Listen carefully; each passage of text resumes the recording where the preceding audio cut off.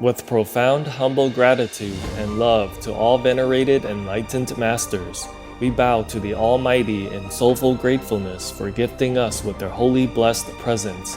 May all beings be awakened by their divine grace. Part 2 of WOW.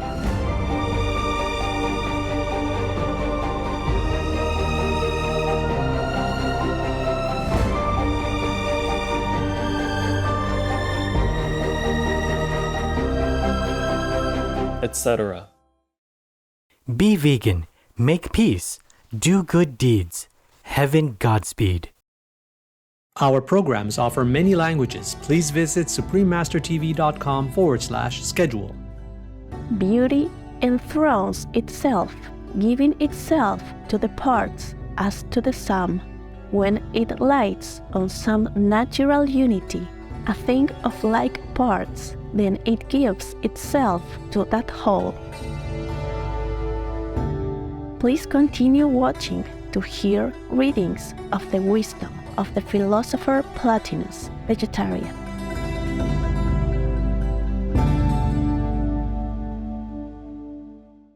The message is clear. Give up eating meat and dairy. Please have a think.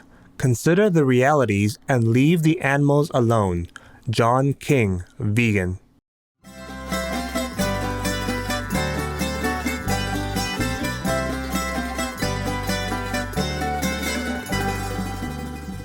Yassas means hello in Greek Cypriot.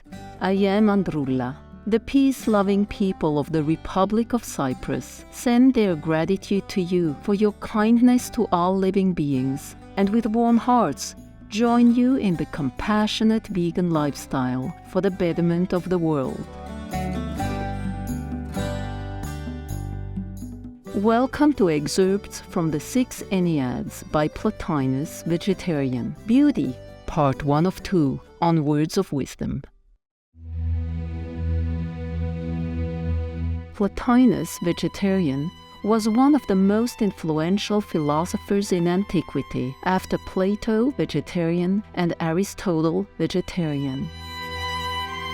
In his philosophy there are three principles: the one, the intellect, and the soul.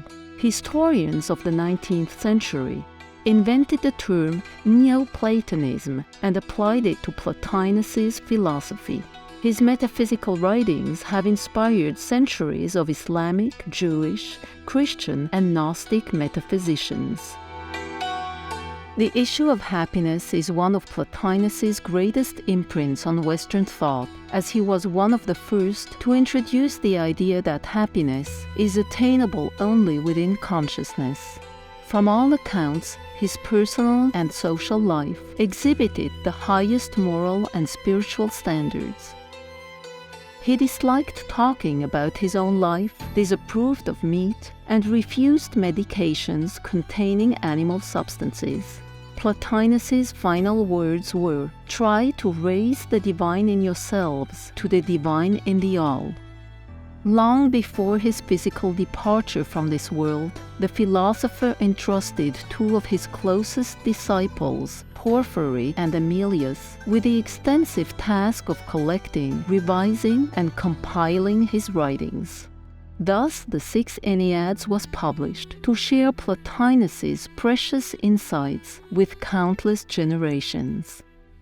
It consists of 54 treatises, varied in length, arranged in 6 sets of 9 Ennead, in 3 volumes.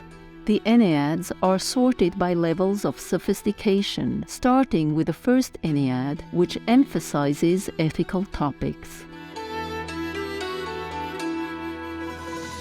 Today we are delighted to present excerpts from the 6th tractate of the first Ennead, which expounds on beauty in our worldly lives and the secret of beauty deriving from our souls.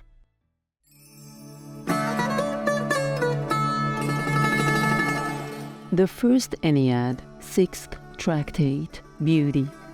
Section 1. Beauty addresses itself chiefly to sight, but there is a beauty for the hearing too, as in certain combinations of words and in all kinds of music, for melodies and cadences are beautiful. and minds that lift themselves above the realm of sense to a higher order are aware of beauty in the conduct of life, in actions, in character, in the pursuits of the intellect. And there is the beauty of the virtues. What loftier beauty there may be, yet our argument will bring to light. What then is it that gives comeliness to material forms, and draws the ear to the sweetness perceived in sounds? And what is the secret of the beauty there is in all that derives from the soul? Is there one principle from which all take their grace? Or is there a beauty peculiar to the embodied and another for the bodiless? Finally, one or many, what would such a principle be? Consider that some things, material shapes for instance, are gracious not by anything inherent, but by something communicated, while others are lovely of themselves, as, for example, virtue.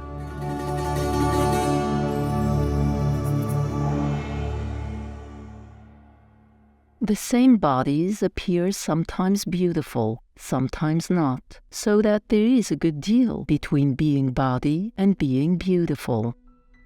What then is this something that shows itself in certain material forms?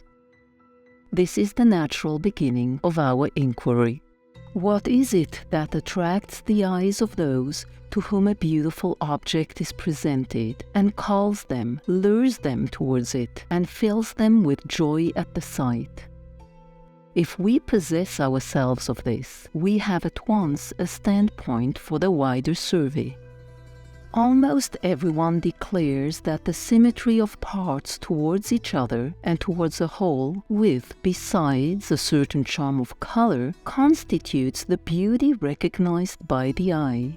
That in visible things, as indeed in all else, universally, the beautiful thing is essentially symmetrical, patterned. But think what this means. Only a compound can be beautiful, never anything devoid of parts, and only a whole. The several parts will have beauty not in themselves, but only as working together to give a comely total. Yet beauty in an aggregate demands beauty in details. It cannot be constructed out of ugliness. Its law must run throughout. All the loveliness of color, and even the light of the sun, being devoid of parts, and so not beautiful by symmetry, must be ruled out of the realm of beauty. And how comes gold to be a beautiful thing? And lightning by night, and the stars, why are these so fair? Again, since the one face, constant in symmetry, appears sometimes fair and sometimes not, can we doubt that beauty is something more than symmetry, that symmetry itself owes its beauty to a remoter principle? Turn to what is attractive in methods of life, or in the expression of thought. Are we to call in symmetry here? What symmetry is to be found in noble conduct, or excellent laws, in any form of mental pursuit? What symmetry can there be in points of abstract thought? The symmetry of being accordant with each other.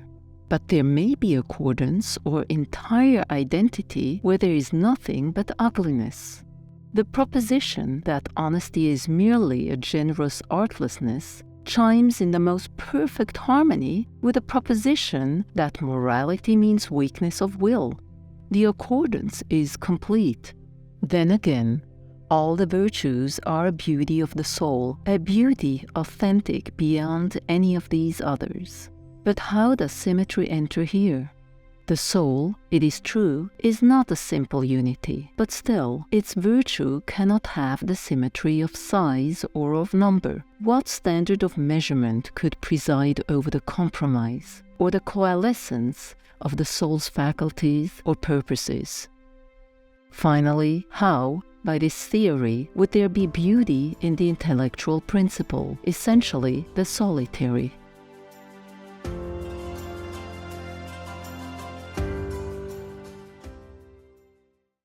Section 2. Let us then go back to the source and indicate at once the principle that bestows beauty on material things. Undoubtedly, this principle exists.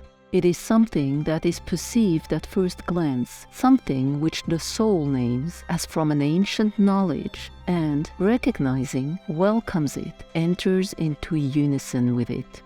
Our interpretation is that the soul, by the very truth of its nature, by its affiliation to the noblest existence in the hierarchy of being, when it sees anything of that kin, or any trace of that kinship, thrills with an immediate delight, takes its own to itself, and thus stirs anew to the sense of its nature and of all its affinity. But is there any such likeness between the loveliness of this world and the splendors in the Supreme? Such a likeness in the particulars would make the two orders alike. But what is there in common between beauty here and beauty there? And on what has thus been compacted to unity, beauty enthrones itself, giving itself to the parts as to the sum. When it lights on some natural unity, a thing of like parts, then it gives itself to that whole. Thus, for an illustration, there is the beauty conferred by craftsmanship of all a house with all its parts, and the beauty which some natural quality may give to a single stone. This, then, is how the material thing becomes beautiful, by communicating in the thought that flows from the divine.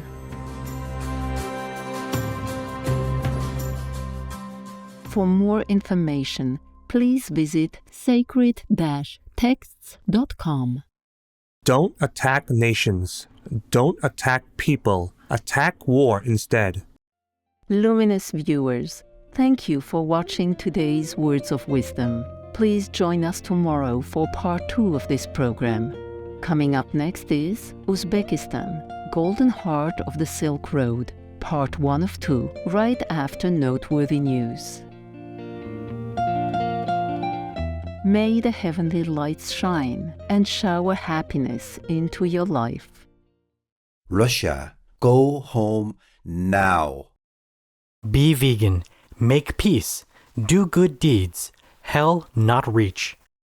Our programs offer many languages. Please visit suprememastertv.com/schedule and suprememastertv.com/WOW. Nos programmes offrent plusieurs langues. Veuillez visiter suprememastertv.com/schedule et suprememastertv.com/WOW. Nuestros programas ofrecen varios idiomas. Visiten suprememastertv.com/schedule y suprememastertv.com/WOW. Acara kami menyediakan banyak bahasa. Silakan lihat suprememastertv.com/schedule dan suprememastertv.com/WOW.